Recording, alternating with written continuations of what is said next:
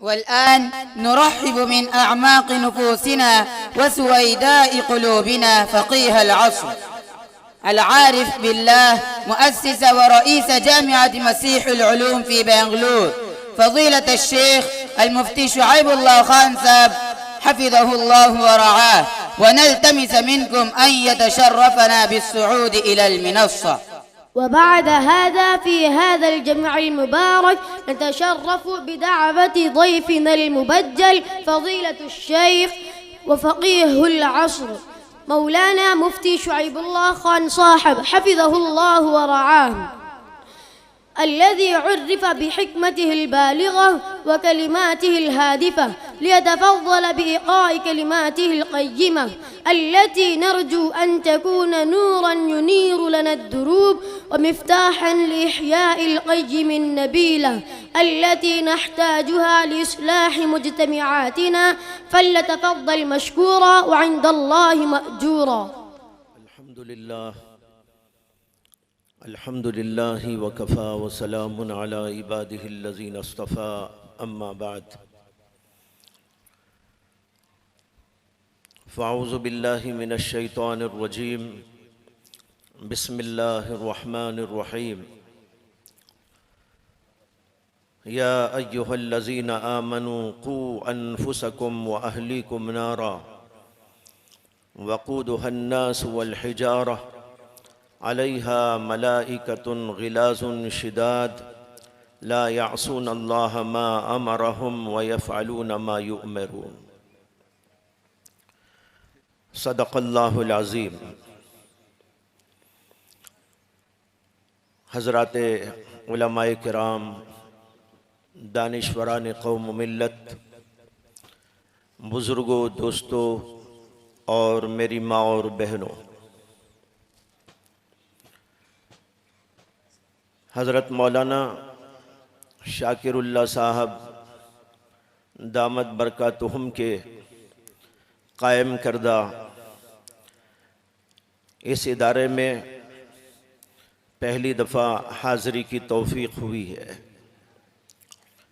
इससे पहले भी हज़रत मौलाना की मुतअद्दिद मौक़े पर दावतें पहुँची, लेकिन बंदा अपनी कुछ माजूरियों और कुछ मसरूफ़ियतों की वजह से उस वक्त हाज़िर नहीं हो सका।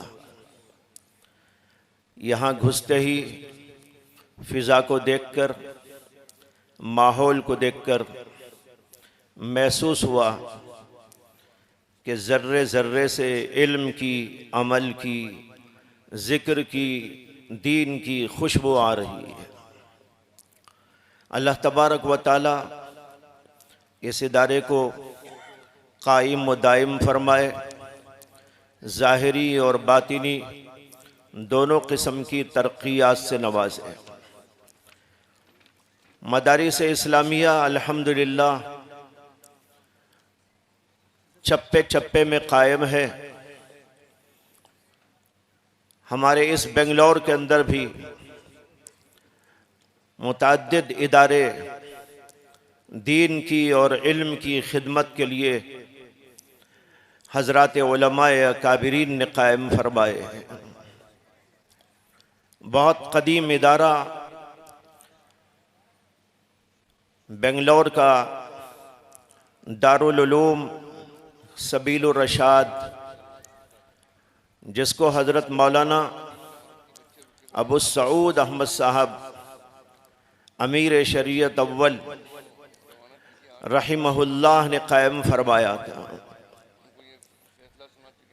वहीं से फैज़ पाकर हज़रत मौलाना शाकिरुल्लाह साहब रशादी वहाँ के फ़यूज़ को, बरक़ात को अपनी ज़ात से और अपने इस इदारे से दूर दूर तक फैला रहे हैं।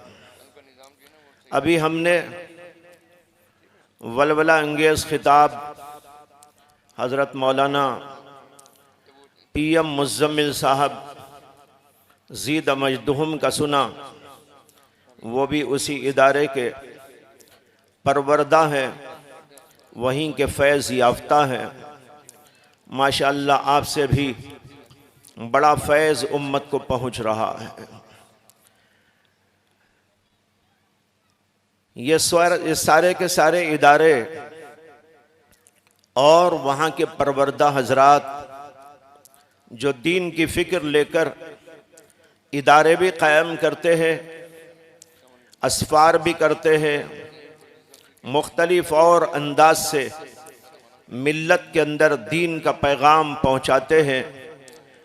तालीम के एतबार से, तरबियत के एतबार से और दीन की फ़िक्र के एतबार से ये सब के सब बड़े काबिल क़द्र हैं। अल्लाह तबारक व तआला ने इंसान को जो इम्तियाज़ बख्शा है वो इल्म और अमल के ज़रिए बख्शा है। इल्म और अमल इंसान का बुनियादी इम्तियाज़ है। सिर्फ इल्म भी नहीं बल्कि इल्म के साथ अमल, और अमल उस वक्त तक नहीं हो सकता जब तक कि इंसान के पास इल्म मौजूद ना हो। इल्म और अमल से इंसान बनता है, इंसान की अक्ल भी ठिकाने पे आती है, इंसान के आमाल भी दुरुस्त होने लगते हैं, उसके अखलाक भी सुधर जाते हैं और बन जाते हैं। उसकी मुआशरत और घरेलू ज़िंदगी, लोगों के साथ उठने और बैठने वाली ज़िंदगी, मुआमलात की, बाज़ार की ज़िंदगी, सियासत वाली ज़िंदगी, ये तमाम ज़िंदगियाँ इंसान की उसी वक्त में संभलती हैं, सुधरती हैं, बनती हैं और उनसे अच्छे समरात और बेहतर चीज़ें ज़ाहिर होती हैं जब इंसान के पास इल्म होता है। अगर इल्म ना हो तो इंसान कोई भी काम ठीक तौर पर अंजाम नहीं दे सकता। ये एक ऐसी बात है जो हर आदमी जानता है, कोई इससे बेखबर नहीं। हर आदमी को मालूम और हर आदमी के नज़दीक मुसल्लम है कि इंसान के अंदर कोई कमाल आता है तो इल्म के ज़रिए आता है और फिर अमल के ज़रिए आता है। कुछ कमालात इल्मी होते हैं, कुछ कमालात अमली होते हैं। ये इंसान के लिए इम्तियाज़ का सबब और बाइस बनते हैं। और जो लोग जाहिल रहते हैं और जाहिल होने ही की वजह से बदअमलियों का शिकार भी रहते हैं तो उनके अंदर कोई कमाल नहीं होता, वो बेकमाल इंसान होते हैं। आज दुनिया के अंदर बेशुमार लोग ऐसे हैं जो इल्म से भी और अमल से, दोनों से आरी और खाली होते जा रहे हैं। एक ज़माना था हज़रात साहबा किराम का दौर, रिज़वानुल्लाहि ताला अलैहिम अजमाइन, जहाँ का हर फर्द इल्म वाला, हर फर्द अमल वाला, हर फर्द अखलाक वाला, हर एक के अंदर तहजीब, शाइस्तगी, पाकीज़गी, हर चीज़ कमाल की उनके अंदर मौजूद थी। इसी तरह उसके बाद के अदवार में ताबईन का दौर, तबे ताबईन का दौर, उसके बाद भी कई अदवार तक मुसलमानों का हाल ये था कि उनके अंदर इल्मी व अमली कमालात पाए जाते थे और उसका असर ये था कि दुनिया पर वो हावी और दुनिया पर वो काबिज और दुनिया पर हुकूमत करने वाले और सारी दुनिया को सबक पढ़ाने वाले बनते चले गए। दुनिया ने ये मंजर देखा है। ये मैं कोई वैसे ही फर्जी कहानी आपको नहीं बता रहा हूँ, ये एक ऐसा वाक़या है तारीख के सफ़ात के अंदर बिल्कुल वाज़े तौर पर लिखा गया और हम भी इसको अच्छी तरह जानते हैं कि हज़रात सहाबा किराम का दौर क्या था। उससे पहले जिहालत थी। जिहालत को दूर करने के लिए नबी अकरम सल्लल्लाहु अलैहि वसल्लम को भेजा गया। उनके अंदर बदअखलाकियाँ थी, बेहयाइयाँ थी, फहाशियाँ और उरियानियाँ थी, गलत किस्म की बहुत सारी चीज़ें थी। हसद था, बुग़्ज़ था, कीना था, हर किस्म की बुराई उनके अंदर पाई जाती थी। तो इल्म भी नहीं और अमल भी नहीं। इसीलिए उस ज़माने को तारीख़ ज़माने जाहिलियत से ताबीर करती है। वो ज़माना ज़माने जाहिलियत है, जहाँ इल्म भी ना था, अमल भी न था, बद अखलाकियां थी, हर किस्म की बुराइयां थी। कोई बुराई ऐसी नहीं जो वहां मौजूद न हो, हर बुराई के अंदर वहां लोग ताक थे। कत्ल और गारतगिरी का बाजार गर्म था, हसद और बुग़्ज़ का बाजार गर्म था, नफरतों अदावतों का बाजार गर्म था, और ऐसी हालत थी कि दुनिया गोया जहन्नम बन गई थी। कुरान करीम ने एक जगह पर यह मंजर कशी की है और फरमाया, या अय्युहल्लज़ीना आमनू इत्तक़ुल्लाह हक़्क़ तुक़ातिह वला तमूतुन्न इल्ला व अंतुम मुस्लिमून वअतसिमू बिहब्लिल्लाहि जमीअन वला तफर्रक़ू वज़्कुरू निअमतल्लाहि अलैकुम इज़ कुंतुम अअदाअन फ़अल्लफ़ बैन क़ुलूबिकुम फ़अस्बहतुम बिनिअमतिही इख़वाना व कुंतुम अला शफ़ा हुफ़रतिम मिनन नार। अजीब आयत है। पहले तो अल्लाह तबारक व ताला ने फरमाया कि ऐ मुसलमानों, ऐ ईमान वालों, अल्लाह ताला से डरकर जिंदगी गुजारो। ऐसा डरो जैसे कि अल्लाह से डरने का हक है। हक़्क़ तुक़ातिह वला तमूतुन्न इल्ला व अंतुम मुस्लिमून, और तुम न मरो मगर इस्लाम की हालत पर। क्या मतलब? तुम जिंदगी ऐसी गुजारो, इस्लाम वाली जिंदगी, कि तुम्हारी मौत भी इस्लाम पर आए। जो इस्लाम पर मरना चाहता हो उसके लिए जरूरी है कि वो इस्लाम पर जिंदगी करे। जो इस्लाम की जिंदगी करेगा, इस्लाम पर जिंदगी करेगा, इस्लाम की तालीमात के ऊपर कायम व दायम रहेगा, मौत आएगी तो इस्लाम के ऊपर आएगी।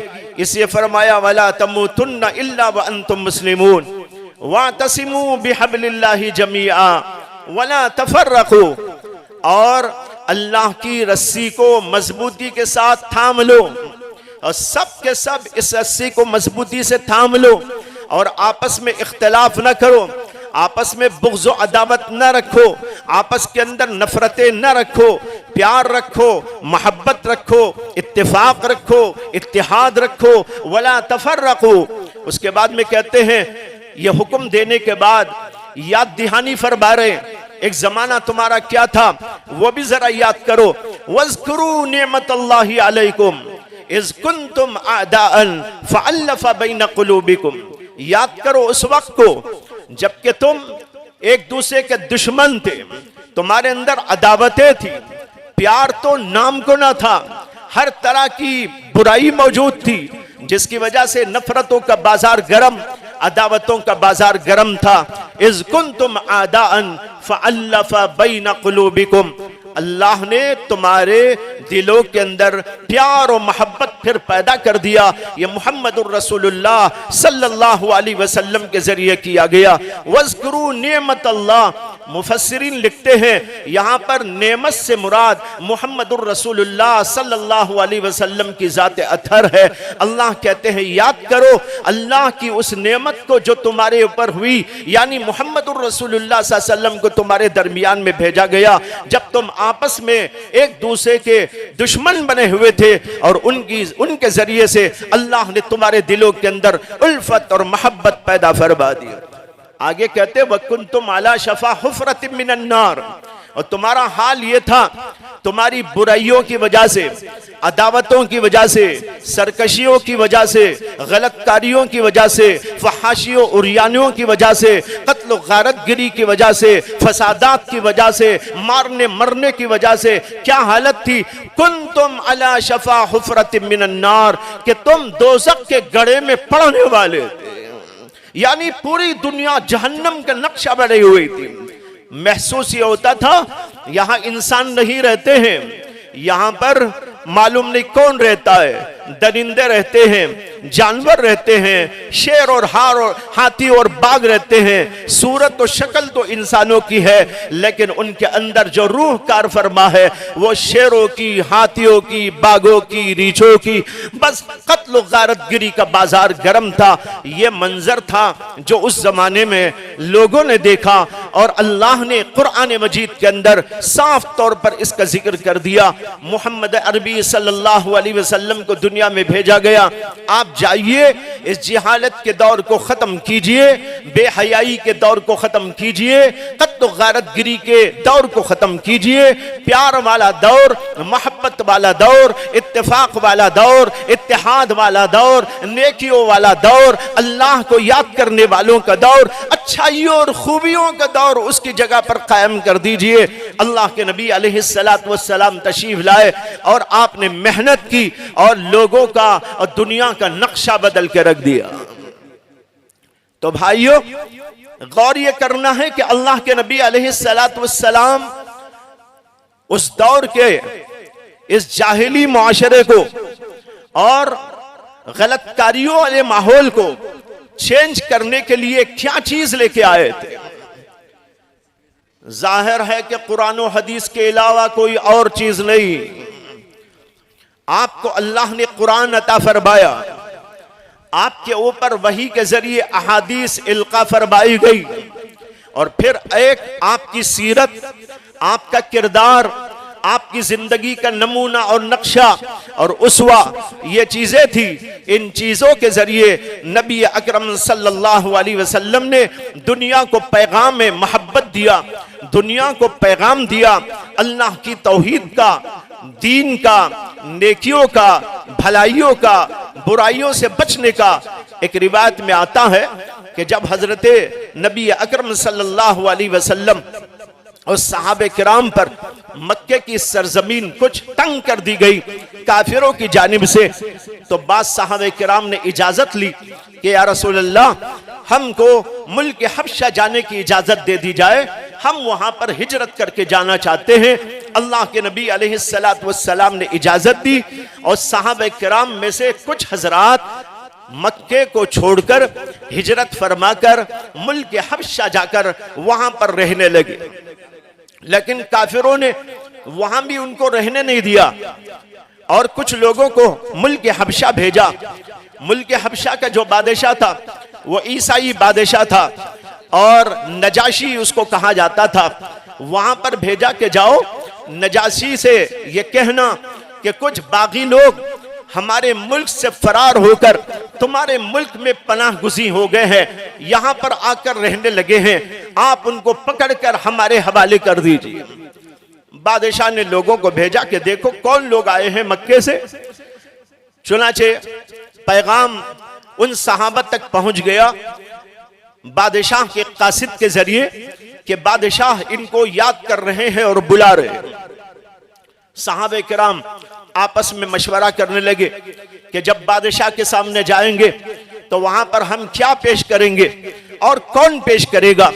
बात तय हो गई कि हजरत जाफर रजी अल्लाह ताला अन्हु वहां पर बादशाह के सामने बात करेंगे और कलाम करेंगे और अपना पैगाम रखेंगे, अपनी हकीकत को वाज़े करेंगे।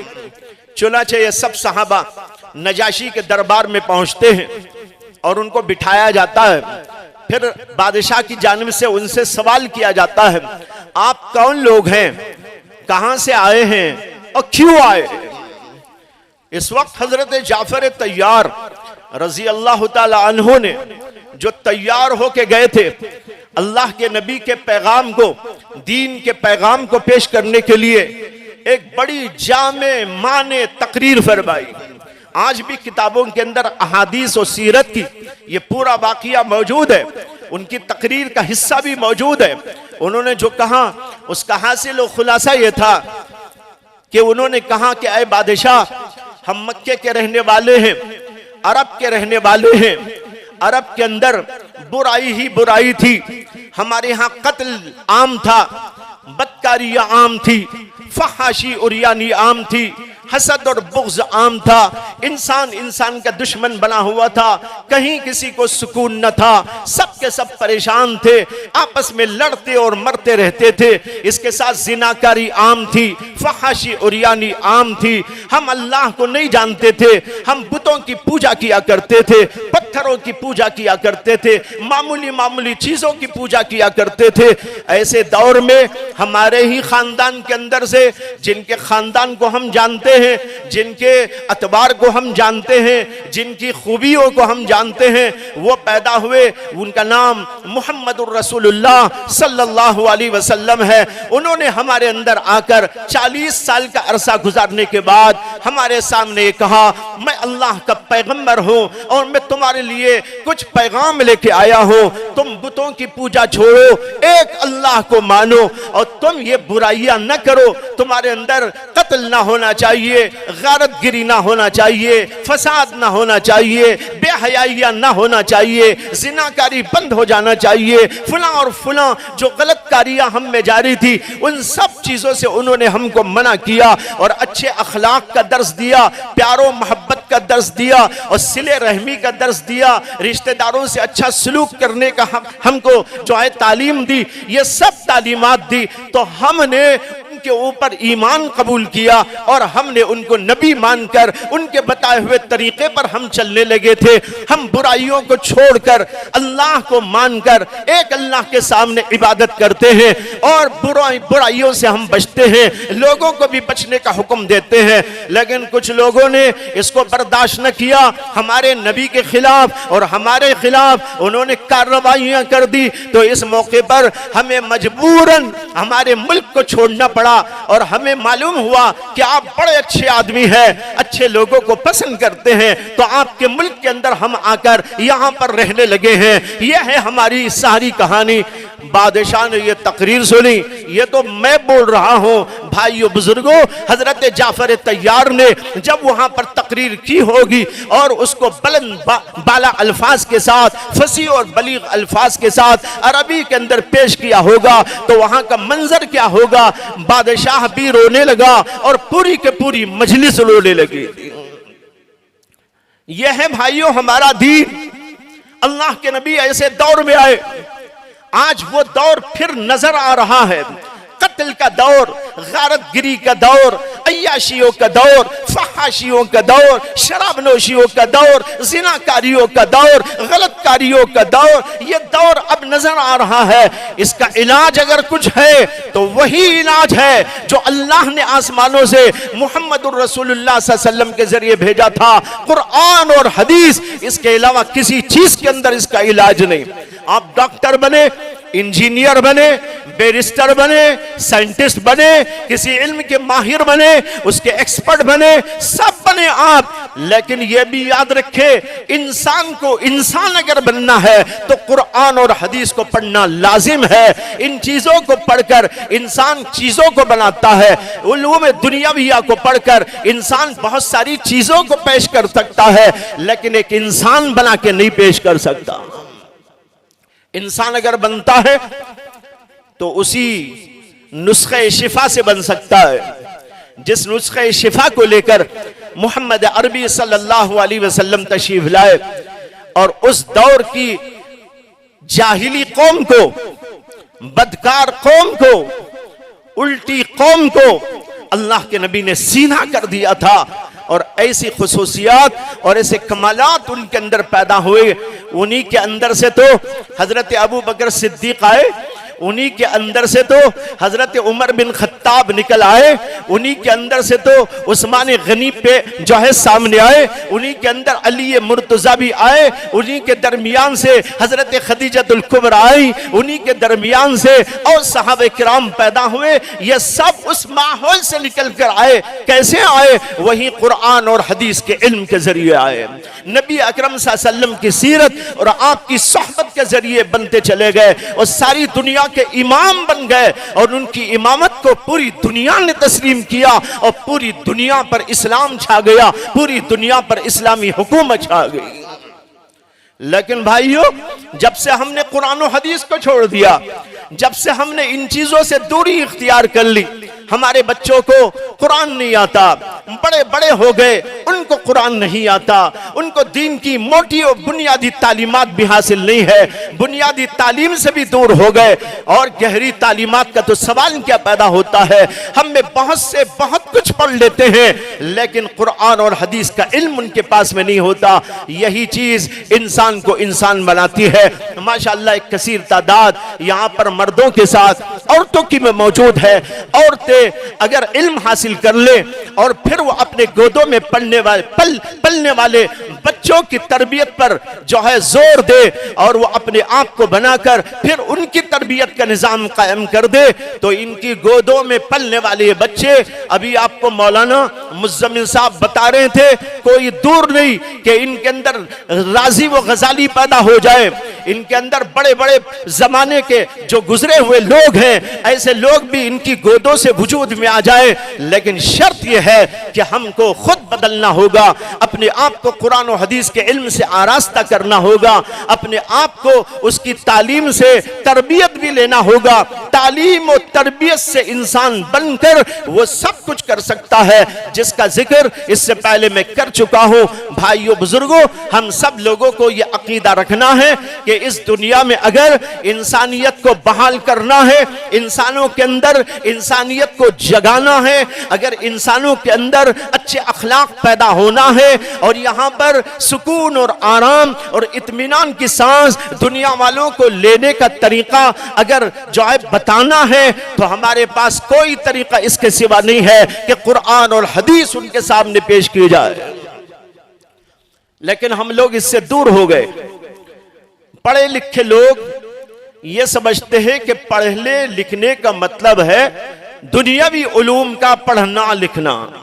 बेशक ये आप पढ़े, इसमें कोई इश्काल नहीं, हमें जरूरत उन उलूम की भी है। इंजीनियर बनना चाहिए, डॉक्टर भी बनना चाहिए, बल्कि मैं आपको ये बताऊं कि हमारे उलमा ने सराहत वजाहत के साथ में लिखा है कि उम्मत मुस्लिमा में डॉक्टर का होना, खेती बाड़ी के फन से वाकिफकार का होना, इसी तरह मुख्तलिफ उलूम व फुनून के जो बुनियादी उसूल हैं उन सब के जानने वालों का मौजूद होना, यह फर्ज किफाया है। क्या है? फर्ज किफाया। आलिम होना, मुफस्सिर होना, मुहद्दिस होना, फकीह होना, मुफ्ती होना, यह जैसे फर्ज किफाया है कि इस्लामी माशरे के अंदर उलमा का वजूद होना चाहिए, हुफ्फाज का वजूद होना चाहिए और मुफ्तियान का वजूद होना चाहिए। अगर हमारे माशरे में आलिम न हो, हमें कुरान कौन सिखाएगा? अगर हमारे माशरे के अंदर आलिम न हो तो हदीस हमको कौन पढ़ाएगा? उसके असरार और रुमूस कौन हमको बताएगा?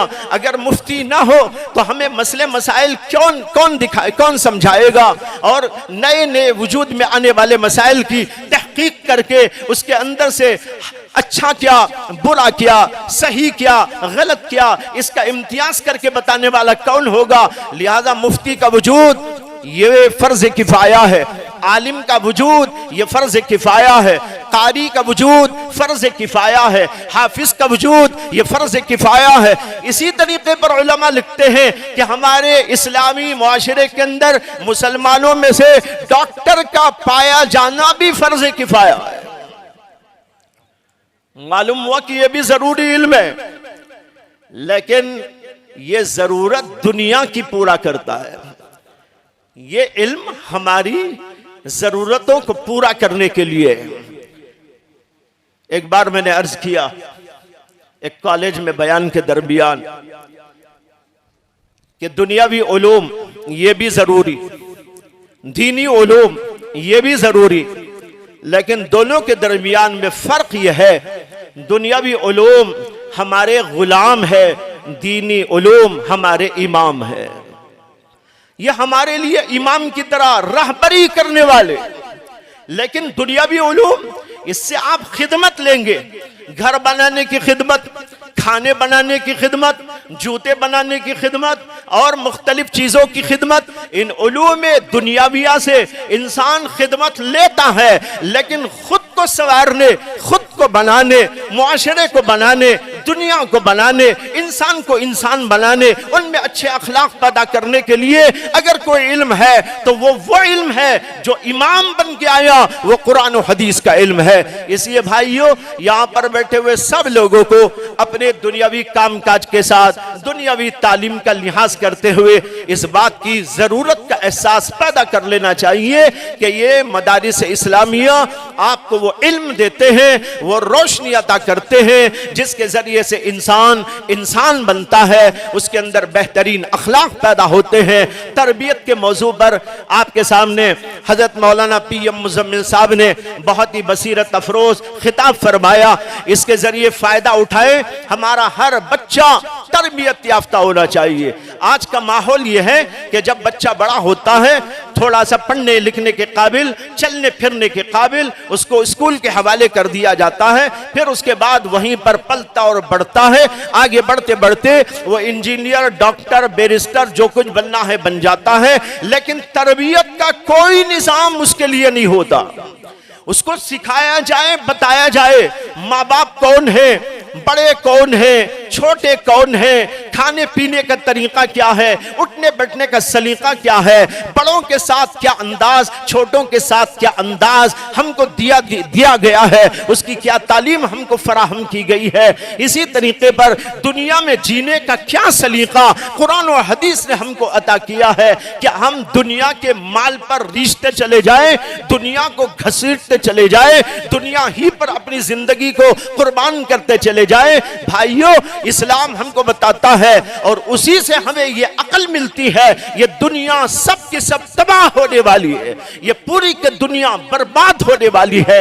आज जैसी कुछ भी आपको नजर आ रही हो और आपका दिल उस तरफ रीछता हो और आप उस तरफ माइल क्यों ना होते हो, लेकिन इस्लाम हमको बताता है एक जमाना आएगा, ये सब टूट जाएगा, ये सब फूट जाएगा, ये कायनात बर्बाद हो जाएगी और फिर उसके बाद एक दूसरी कायनात खड़ी की जाएगी जिसको हम कहते हैं अद्दारुल आखिरा। ये अद्दारुल दुनिया है।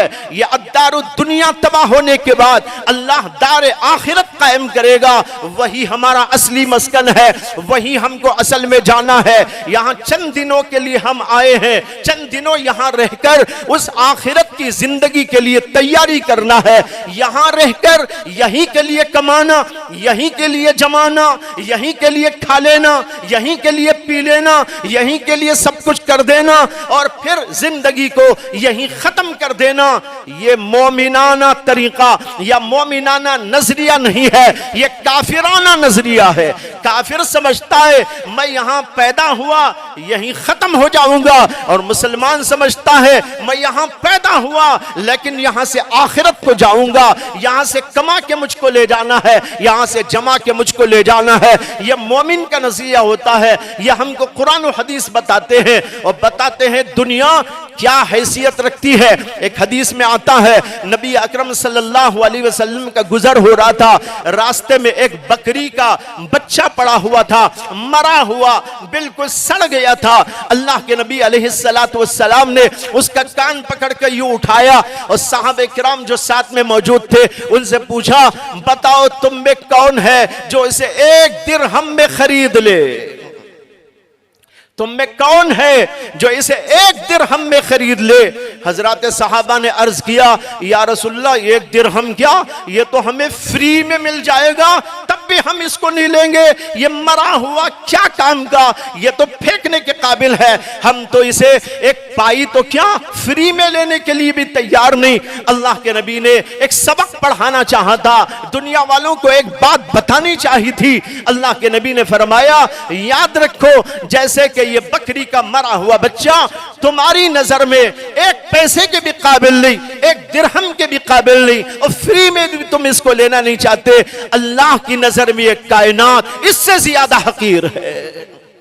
मालूम हुआ कि इस कायनात पर हमें फख्र करके यहीं जीने और मरने का फैसला नहीं, यहाँ जीना है, मरने के बाद एक और जगह जाना है, उसकी तैयारी ये हमको कुरान और हदीस सिखाते हैं। यही मदारिस इस्लामिया दर्स देते हैं कि अच्छे बनो, अच्छे बनकर आखिरत के लिए अपने आप को तैयार करो। एक मोमिन दुनिया में जीता है तो बहुत अच्छा जीता है, मरता है बहुत अच्छा मरता है, मरने के बाद जहां जाता है वो भी बड़ी अच्छी जगह जाता है। नबी अकरम सल्लल्लाहु अलैहि वसल्लम एक दुआ में फरमाया करते थे, अल्लाहुम्मा इन्नी असअलुका ईशतन नकिया व मीततन सविया व मरदन गैर मखज़ियुन वला फाज़िह। ऐ अल्लाह, मैं आपसे सवाल करता हूं अच्छी पाकीज़ा जिंदगी का, ईशतन नकिया, मीततन सविया, अच्छे मरने का, मौत भी अच्छी आए। जब इंसान अच्छा जीता है, अच्छा मरता है। अच्छा मरना क्या? ईमान से मरना। अच्छा मरना क्या? आमाल के साथ मरना। अच्छा मरना क्या? नेक किरदार के साथ में मरना, जिसको जाने के बाद लोग कहे भाई कितना अच्छा इंसान था। आज हम बुरे होके रहते हैं, उसकी वजह से लोग हमें गालियां देने शुरू कर देते हैं। भाइयों, ऐसा जियो कि मरने पर लोग रो रो कर दुआएं करने लगे। एक बुजुर्ग ने अपने अशार के अंदर यह मजमून अदा किया, उन्होंने कहा कि जब तू दुनिया में आया था, ऐ इंसान, जब तू दुनिया में आया था यानी पैदा हुआ था, तो उस वक्त तू तो रोते रोते आया था और सारी दुनिया हंस रही थी। जब बच्चा पैदा होता है ना, बच्चा तो रोते हुए आता है, लेकिन सारी दुनिया खुश, अम्मा भी खुश, अब्बा भी खुश, रिश्तेदार खुश, भाई बहनें खुश, सब खुश हो रहे हैं। लड्डू तकसीम हो रहा है। अभी मौलाना ने लड्डू और झांगरी की तफसील बयान कर दी, मुझे भी नहीं मालूम थी। मौलाना इसके एक्सपर्ट है माशाल्लाह, जो है वो ये रम्ज इसके अंदर बयान फरमाए, मुझे भी नहीं मालूम था। बहरहाल लोगों की फिका ये है, एक फिका वो है जो मदरसों में पढ़ाई जाती है, एक फिका ये औरतों की फिका अलग है, मर्दों की भी कुछ अलग है, लेकिन ज्यादातर औरतों की उनकी फिक्र अलग है, उनके मसाइल अलग हैं, अजीब अजीब मसले उनके पास में है। हजरत थानवी फरमाया करते थे, एक फिक्र वो है जो मदारिस में इस्लाम का फिक्र पढ़ाते हैं, एक फिक्र इन औरतों की है, वो अलग ही अंदाज की उन्होंने बना रखी। इसमें ये मसला है, उसमें वो मसला है, उसमें वो मसला है, शादी का ये मसला, बच्चा पैदा हुआ तो ये मसला, लड्डू का मसला, झांगरी का मसला, ये इन लोगों के मसले। बहरहाल भाइयों, वो बुजुर्ग कहते हैं जब तू दुनिया में पैदा हुआ तो तू तो रो रहा था और सारी दुनिया खुश थी, लड्डू बांट रही थी। अब तू जिंदगी इस तरह करके जाना, ईमान के साथ, आमाल के साथ, अखलाक के साथ, तहजीब के साथ, लोगों से अच्छे सलूक के साथ, मुल्क मिल्लत की खिदमत के साथ, लोगों के साथ भलाइयों के साथ ऐसी जिंदगी करके जाना कि जब तू यहां से जाए तू तो हंसता हंसता चला जाए और सारी दुनिया को रोता छोड़ चला जाए। हमें ऐसी जिंदगी करना चाहिए। ये जिंदगी कहाँ मिलेगी? ये जिंदगी वही मदारिस में पढ़ने से मिलेगी और दीनी उलूम के हासिल करने से मिलेगी। अल्लाह ताला से दुआ है कि अल्लाह ताला इस इदारे को परवान चढ़ाए, मौलाना शाकिरुल्लाह साहब की खिदमत जलीला व अजीमा को शरफ कबूलियत अता फरमाए और इनके इस इदारे के फ़यूज़ को आम ताम फरमाए। मैं मौलाना का शुक्रगुजार हूँ कि उन्होंने इस मौके पर मुझ हकीर को याद फरमाया और यहाँ आकर आप हजरात से खिताब करने का मौका दिया। अल्लाह तबारक व तआला कबूल फरमाए। व आखिर दावाना अनिल हम्दुलिल्लाहि रब्बिल आलमीन।